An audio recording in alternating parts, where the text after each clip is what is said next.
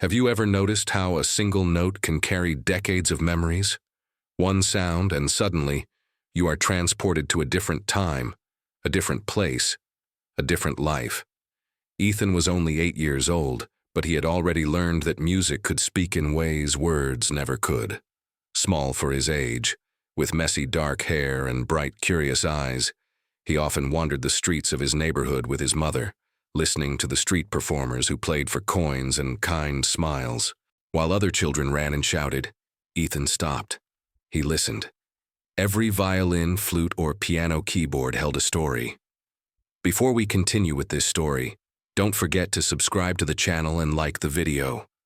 Oh, and don't forget to comment below where you're watching us from. We love to know that. That morning, the city smelled of fresh bread from the nearby bakery and the faint tang of autumn leaves pressed against the stone sidewalks. Ethan's small shoes clicked softly as he walked beside his mother, who chatted politely with a neighbor. But Ethan's attention was elsewhere. A sound, faint and trembling, floated through the air, a single broken note that lingered and faded before it could fully bloom. He followed it. Around the corner in the quiet shade of an old oak sat an elderly man. His face was lined with age, his eyes tired but still bright with a glimmer of determination. In his lap rested a violin, its strings loose, its wood cracked. The man's hands trembled as he tried to coax a note, but it was weak, almost lost. Ethan's heart ached. He knelt beside the old man, peering at the damaged instrument. "Excuse me, can I help?" he asked softly. The man looked up, surprised. A faint smile tugged at the corner of his lips. You want to help?" he asked, his voice rough from years of speaking softly to instruments rather than people. "Yes," Ethan said, nodding eagerly. "I love violins. I want to see it play again." For a moment, silence hung in the air, punctuated only by the distant hum of the city and the rustle of leaves overhead. Then the man chuckled quietly. "Well, that's brave of you. I'm Mr. Alcott, and this is my last violin." Ethan's eyes widened. "Your last?" Mr. Alcott nodded. "The others, they've all gone. And now this one, it's broken. I thought it was the end. But maybe there's hope yet." Ethan's small hands itched to touch the violin, to feel the wood and strings, to help bring it back to life. He sensed, somehow, that this moment was bigger than a broken instrument. It was about connection, about memories, about the way music could heal hearts, young and old alike. And so, beneath the shade of the oak tree, a friendship began, not with words, but with the promise of sound, repair, and stories yet to be shared. The next afternoon, Ethan returned to the same corner, his small backpack slung over one shoulder. The city was alive with the smell of roasted chestnuts from a nearby street vendor, the distant laughter of children, and the soft clatter of bicycle wheels against the cobblestones. He found Mr. Alcott seated on the familiar bench, the broken violin resting carefully in his lap. "Back so soon?" the old man asked, looking up with a faint smile. His eyes, sharp despite the years, seemed to study Ethan with quiet curiosity. "I want to help," Ethan said simply. "I don't know much, but I can try." Mr. Alcott's smile widened. "Then we shall try together. Sit, young man." Ethan sat cross-legged on the ground, his eyes wide with focus. Mr. Alcott gently handed him a small toolkit, strings, pegs, rosin, and a few delicate tools. The violin was fragile, its wood worn with age, the varnish dull and scratched. Every scratch told a story. Every crack whispered a memory. Ethan's small fingers trembled as he reached for the first string. "You must be gentle," Mr. Alcott instructed, his voice soft but firm. "A violin is like a person. It responds to care, to attention, to patience. Force will only break it further."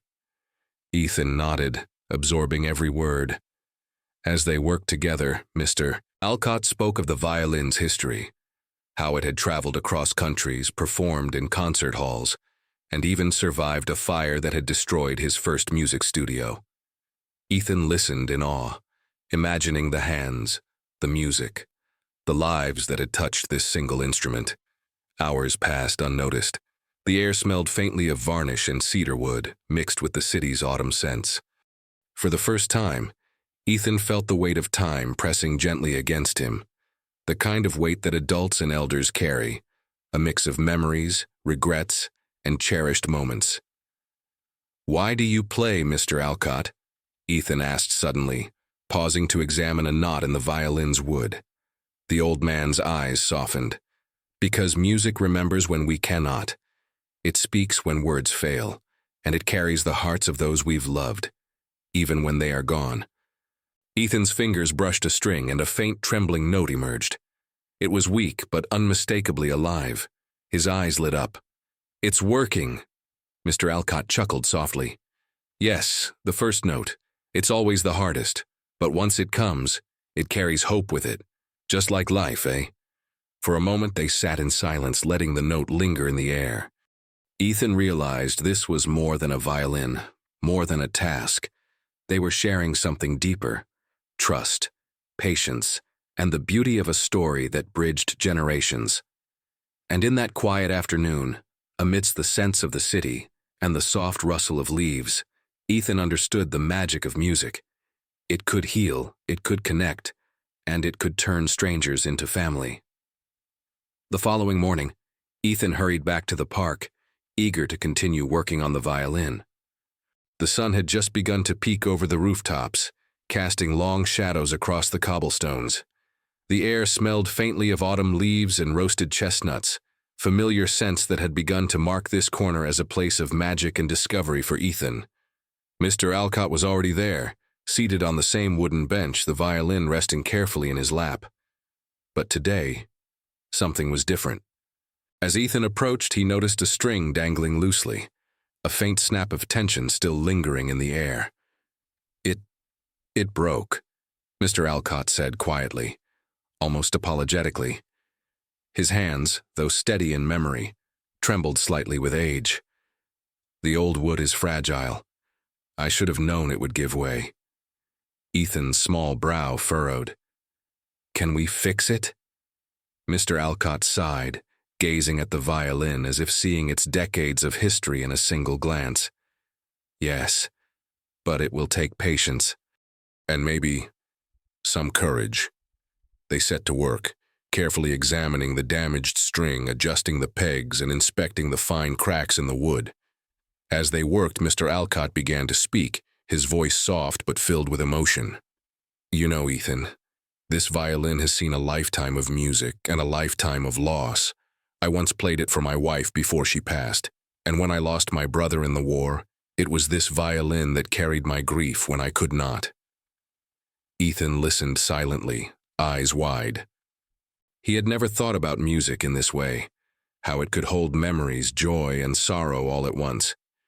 It can feel sad?" he asked softly. Mr. Alcott nodded, his eyes glistening. "It can feel anything the heart does, and sometimes it helps the heart heal." Hours passed as they worked together. Ethan's small hands were steady, careful, guided by the stories Mr. Alcott shared. Every tightened string, every adjusted peg, felt like a stitch in a delicate tapestry of memory and hope. Finally, after much effort, Ethan plucked the repaired string. A trembling, warm note emerged. It wasn't perfect, but it carried life, courage, and a promise. Mr. Alcott's eyes sparkled. "See," he whispered, "even broken things, even hearts, can sing again." Ethan smiled, feeling a profound connection not just to the violin, but to Mr. Alcott, and to the countless moments and people this instrument had carried across time. The wind rustled the leaves above them, as if echoing the note that lingered in the air, a small, perfect testament to resilience, patience, and the quiet power of shared stories. By late afternoon, the park was bathed in golden light, and the gentle hum of the city formed a soft background to the rustling of autumn leaves. Ethan and Mr. Alcott sat side by side on the old wooden bench, the repaired violin resting carefully between them. The air was rich with the scents of fallen leaves, warm bread from the nearby bakery, and the faint tang of metal from street lamps. "Are you ready?" Mr. Alcott asked, his voice calm but carrying a hint of anticipation. Ethan nodded, clutching the bow tightly in his small hands. I think so. For a long moment they were silent. The violin rested lightly against Mr. Alcott's shoulder, its wood warm and worn. Then, with a deep breath, he drew the bow across the strings. The first note rang out, clear, tender, and trembling with life. Ethan's eyes widened. He lifted the bow himself, guided by Mr. Alcott's patient hands, and together, they played the first few measures of an old melody. It was simple, yet profound, soft and melancholic, yet filled with hope. Passers-by slowed their steps, some pausing to listen. Elderly residents, walking slowly with canes or hands folded behind their backs, stopped in their tracks, eyes misty as memories stirred. This song, Ethan whispered, feeling the vibration of the strings through his small fingers. It feels like everything that's been lost and found. Mr. Alcott smiled, his own eyes reflecting years of memories. Music remembers what we sometimes forget. It carries joy, sorrow, love, all the things that make life worth living. As they continued to play, Ethan began to notice faces of people he had never seen before. Old friends reunited in silence, a couple holding hands tightly, a man pausing as he remembered his first dance with his late wife. The violin's notes seemed to float over the park, filling every corner with echoes of the past. For Ethan, this moment was transformative. He understood now that music was more than sound. It was a bridge between generations, a keeper of stories, and a healer of hearts.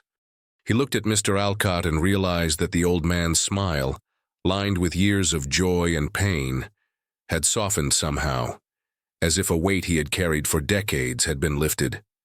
The song ended with a lingering note, soft but unwavering. Silence followed, but it was a warm, alive silence full of shared understanding. Thank you, Ethan, Mr. Alcott said, his voice breaking slightly.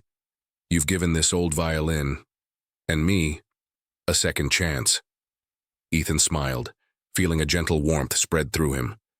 We did it together, he said softly, and in that quiet park under the amber glow of the evening sun, a friendship was solidified, not through words alone, but through music, memory, and the timeless magic of a repaired violin.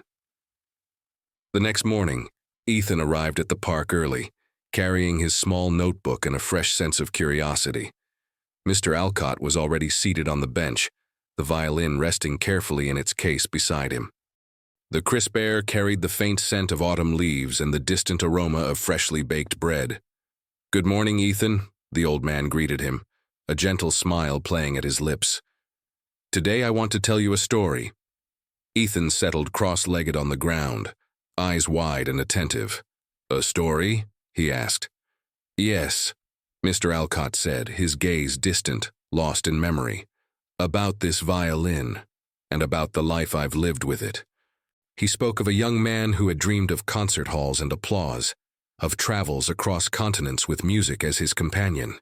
He told of love found and lost, of friends who had passed too soon, and of moments when the world had seemed too heavy for a single soul to carry. Yet through it all, the violin had been there, a constant companion, carrying the joy, sorrow, and hope that life had offered him. Ethan listened, entranced, imagining the young man playing in grand concert halls, feeling the vibrations of the strings echo through his chest, hearing the applause and laughter of audiences long gone. He could almost see the old Mr. Alcott, not as the frail man on the park bench, but as a vibrant musician full of dreams and life, whose hands had created beauty that touched countless hearts. Sometimes, Ethan, Mr. Alcott said softly, we carry memories that weigh us down. But the music, it reminds us why we endure. It reminds us that even when dreams are deferred or people are gone, something beautiful remains. Ethan felt a tug in his chest. He thought of his own small life, the fleeting hours of play, the quiet moments with his mother, and now this magical friendship with Mr. Alcott. So, the violin carries more than music? He asked. Yes, the old man nodded. It carries the heartbeats of everyone who has loved, lost, and hoped. And now, Ethan, you've added your own heartbeat to it. Ethan's small fingers rested lightly on the violin case. The idea that he could leave a lasting mark, a piece of himself that could survive decades, stirred something deep inside him. He realized that friendships, stories, and music could bridge generations, carrying lessons of resilience, courage, and love across time. For the first time, Ethan truly understood the depth of Mr. Alcott's world, the weight of years, the beauty of memory, and the enduring power of music. It was no longer just a violin, and it was no longer just a project. It was a vessel of life itself, connecting past, present, and future. As the wind rustled the leaves above them, Ethan whispered, "I want to learn everything from you, every story, every note." Mr. Alcott smiled, a tear glinting in his eye. "Then let us begin, young friend. Let us begin." The park was quiet that afternoon, bathed in a soft, golden light that seemed to linger longer than usual. Ethan approached Mr. Alcott, who was seated on the familiar bench, the violin resting gently in his lap. Today, the old man's eyes held a spark of anticipation, a glimmer of something Ethan had not seen before. "Are you ready, Ethan?" Mr. Alcott asked softly. "Today, we create something of our own." Ethan's eyes widened. "Our own song?" "Yes," the old man replied. "A song that carries our stories, the past, the present, and the hope for the future." They sat together in silence, letting the sounds of the city fade into the background. The distant clatter of cobblestones, the murmur of pedestrians, the gentle rustle of leaves above them. Mr. Alcott began to play a few soft notes, tentative at first, evoking memories of concerts long ago, of love found and lost, of moments of quiet reflection in lonely apartments and empty halls. Ethan listened, absorbing every vibration and subtle emotion that emanated from the violin. Then cautiously, he lifted the bow and added a note of his own. It was hesitant, almost trembling, but it carried the innocence, curiosity, and hope of youth. "Good," Mr. Alcott whispered. "That note, that is your voice. It belongs here as much as mine." Together they experimented, blending the old man's memories with Ethan's youthful perspective. Each note, each chord became a conversation, sometimes joyful, sometimes somber, sometimes reflective. The melody seemed to carry not just sound, but emotion itself, resonating with the invisible threads of memory, love, and longing. As the song unfolded, Ethan imagined the lives the violin had touched before him, audiences in distant cities, friends and lovers, families reunited through music. And now, he realized, he was adding his own heartbeat to its story, ensuring that the violin would carry one more memory, one more voice, across time. "You see, Ethan," Mr. Alcott said softly, eyes glistening, "music is not just played. It is felt, remembered, and shared. Each note is a bridge between souls, a connection that transcends time." Ethan's small hands trembled as he added another note, then another. The melody rose and fell, carrying laughter, tears, loss, and hope. Passers-by slowed to listen, many elderly, their eyes misty as memories stirred of dances long past, friends lost, and moments of quiet joy. Some paused, leaning on canes, listening as if the song had reached deep into their own histories. When the last note lingered and faded into the crisp afternoon air, Ethan and Mr. Alcott sat in silence, hearts full. The song they had created together was more than music. It was a testament to resilience, friendship, and the enduring power of shared memories. Ethan looked at the old man and whispered, "I never knew a song could feel like this." Mr. Alcott smiled, his voice soft and reverent. "It's because it carries life itself, Ethan. And now, it carries ours." A week later, Ethan and Mr. Alcott arrived at the small city square, the violin safely tucked into its case. The square was quiet at first, with only a few passers-by and elderly residents slowly walking by, their footsteps echoing softly against the cobblestones. The crisp air carried the faint smell of baked bread from nearby cafes and the earthy aroma of fallen leaves. "Are you nervous?" Ethan asked, clutching the case. Mr. Alcott chuckled softly. "A little, but more than nerves, I feel hope. Let's share our song with the world." They sat up on a low wooden bench beneath a tall oak tree. Ethan carefully opened the case, revealing the polished violin, its strings glinting in the afternoon sun. Mr. Alcott tuned it with practiced hands, while Ethan adjusted the bow, still feeling the tremor of excitement and anticipation in his small fingers. As they began to play, the first notes floated into the square. Soft at first, hesitant, then stronger, carrying the melody they had composed together, the intertwining voices of past memories and present hope. The music seemed to ripple through the air, touching the hearts of everyone nearby. An elderly woman paused, leaning on her cane, her eyes filling with tears as she remembered the lullabies she once sang to her children.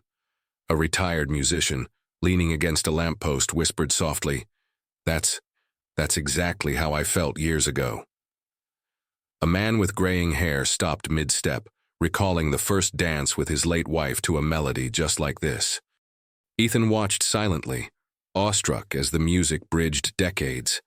Mr. Alcott's hands guided the violin with strength and gentleness, while Ethan's notes added a youthful lightness, a reminder that hope persists through generations. Midway through the song, a hush fell over the square. The city's usual noises, the chatter of children, the rumble of carriages, the distant clatter of metal, faded, as if the world had paused to listen. In that moment, the music carried not just notes but emotions: love, loss, joy, and the profound beauty of memory. When the final note lingered and faded into the crisp autumn air, silence enveloped the square. Then, slowly, soft applause began to rise. Faces beamed with recognition, gratitude, and nostalgia. Some wiped tears from their eyes, others smiled knowingly, feeling the echoes of their own lives within the melody. Mr. Alcott lowered the violin, eyes glistening. "Thank you, Ethan," he whispered. "You've given these people, and me, a gift beyond measure." Ethan smiled, feeling a warmth in his chest that had nothing to do with applause. "We did it together," he replied softly. As they packed up, the elderly residents lingered, exchanging stories sparked by the music. Ethan realized then that the violin had done more than play a melody. It had awakened memories, inspired reflection, and connected hearts across generations. And in that small square, beneath the tall oak, Ethan and Mr. Alcott understood that music, friendship, and love could leave a lasting imprint, echoing far beyond the notes themselves. The following afternoon, Ethan found Mr. Alcott sitting quietly on the park bench, the violin case beside him. The air was cool and fragrant with fallen leaves, and the soft hum of distant traffic created a gentle, constant rhythm. Ethan approached, notebook in hand, ready for another day of learning. "Ethan," Mr. Alcott began, his voice quiet, "there's something I want to tell you about life, about music, about choices we make and the dreams we sometimes leave behind." Ethan sat down eagerly, sensing the gravity in the old man's tone. "You see," Mr. Alcott continued, "I once had opportunities to perform in grand concert halls, to travel the world, to make a name for myself. But life had other plans. I had family to care for, friends to support, responsibilities that demanded my attention. My violin never stopped singing, but I sometimes wondered if I'd done enough, if I'd truly lived the music I loved." Ethan listened intently, imagining the young Mr. Alcott full of ambition, carrying a violin across cities and countries, feeling both hope and fear. "Music," the old man said softly, "teaches us patience. It teaches us that even when life doesn't go as planned, there's beauty in what we create and share. Every note you play, every song you help bring to life, leaves a mark, sometimes on hearts, sometimes on history, sometimes in ways we cannot immediately see." Ethan thought about their song in the square, about the faces of the elderly people who had listened, some shedding tears, some smiling as memories stirred. He realized that Mr. Alcott's life, his choices, his sacrifices, and his music had created ripples far beyond what anyone could measure.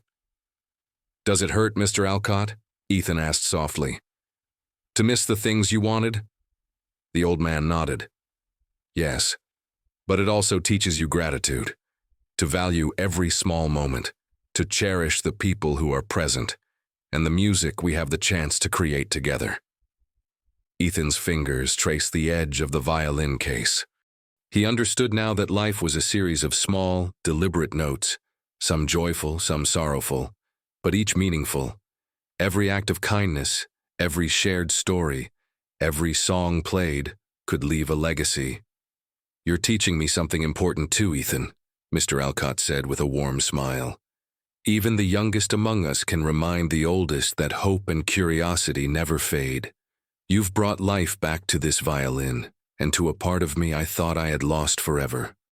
Ethan felt a swell of pride and love for his friend. The violin wasn't just an instrument. It was a vessel of memories, lessons, and connection. And as they sat together in the cool autumn air, Ethan realized that the greatest music wasn't just the notes, but the lives touched, the hearts healed, and the stories shared along the way. A crisp breeze swept through the park that morning, carrying the scent of damp leaves and distant bread from the bakery. Ethan ran toward the bench where Mr. Alcott was already seated, violin resting on his lap. Today felt different. He could sense it before even reaching the old man. "Good morning, Ethan," Mr. Alcott said, smiling faintly but with a hint of concern in his eyes. "I fear we face a small challenge today." Ethan's brow furrowed. Challenge. Mr. Alcott lifted the violin carefully, revealing a faint crack along the side. "I noticed this last night. The wood is weakened over time. If we're not careful, it could break completely." Ethan's small hands trembled slightly. "But we fixed it before." "Yes," the old man said softly, "but this time it will take even more patience, focus, and care. Are you ready?"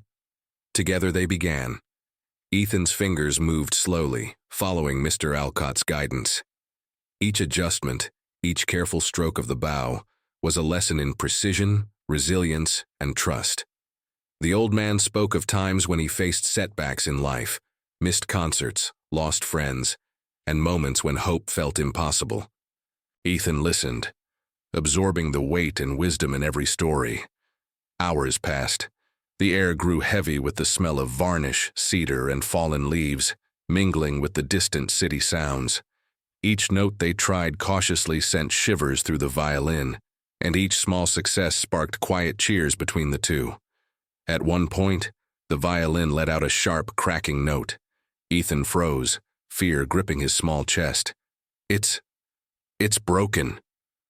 Mr. Alcott placed a steady hand on Ethan's shoulder. "No, Ethan. Not broken, learning. We always have the choice to keep trying, patience, care, and heart." Taking a deep breath, Ethan returned to the task, steadying his hands. They worked together, careful and deliberate, until finally the violin sang a pure, trembling note, a sound more beautiful than any they had heard before. The cracked wood held, the strings vibrated perfectly, and the music carried a depth born from struggle, trust, and shared perseverance. Ethan looked at Mr. Alcott, eyes wide with wonder. "We did it," he whispered. Mr. Alcott smiled, a tear glinting in his eye. "Yes. And in doing so, we've proven that even fragile things, friendships, instruments, memories, can endure if cared for with love." The wind rustled through the trees, carrying the first notes of a new melody. It was not just a song. It was a testament to hope, resilience, and the beauty of connection across generations. In that moment, Ethan understood that life's greatest music is made not by perfection, but by courage, patience, and heart. The city square was bathed in late afternoon sunlight, golden and warm, as if it had waited all day for this moment. Ethan and Mr. Alcott arrived together, the repaired violin resting in its case. Today was different. Today, they would share the music they had created. Their memories, their lessons, their hearts, with everyone who would listen. "Are you ready, Ethan?" Mr. Alcott asked softly, his hand steady on the violin. Ethan nodded, gripping the bow tightly. "I'm ready." They stepped onto the small wooden platform beneath the oak tree where they had first practiced together. The square slowly filled with people, elderly residents leaning on canes, families strolling by, and children curious about the music. The air was alive with anticipation, mingling scents of autumn leaves, roasted chestnuts, and warm sunlight. Mr. Alcott lifted the violin, closed his eyes, and drew the bow across the strings. The first note resonated, rich and full, carrying decades of stories, joy, and sorrow. Ethan joined in, adding his youthful notes, trembling slightly at first, then with growing confidence. The melody they played together was no longer just a song. It was a bridge between generations, a vessel of memory, hope, and love. As the music swelled, Ethan noticed faces in the crowd, elderly men and women wiping tears, couples holding hands tightly, and young children gazing in wonder. Every note seemed to stir memories buried deep, moments of laughter, love, and loss, and even moments of courage long forgotten. The violin song was alive, carrying stories not only of its own past, but of everyone who listened. When the final note lingered and faded, a hushed silence fell over the square. Then slowly, soft applause arose, growing louder as people smiled, some with tears in their eyes. Mr. Alcott lowered the violin, his expression one of quiet triumph. "Thank you, Ethan," he whispered. "You've helped me remember, and helped me leave something lasting behind." Ethan's eyes glistened. "We did it together, Mr. Alcott. This is more than music. It's life." The old man nodded. "Yes, my boy, life is like a violin. Fragile, beautiful, sometimes broken, but with patience, love, and courage, it can create something that echoes forever." As the crowd dispersed, many elderly residents lingered, sharing memories and stories sparked by the music. Ethan realized then that the violin had done more than play a melody. It had connected hearts, healed wounds, and reminded everyone present of the enduring beauty of life and love. Standing beside Mr. Alcott, Ethan felt a profound sense of gratitude. Through friendship, music, and shared memories, they had created a legacy, one that would continue to resonate long after the notes had faded. And as the sun set behind the city rooftops, the violin rested safely in its case, carrying within it not only the melodies of the past, but the promise of hope, connection, and love for generations to come. The last violin song had been played, and its echoes would never truly end.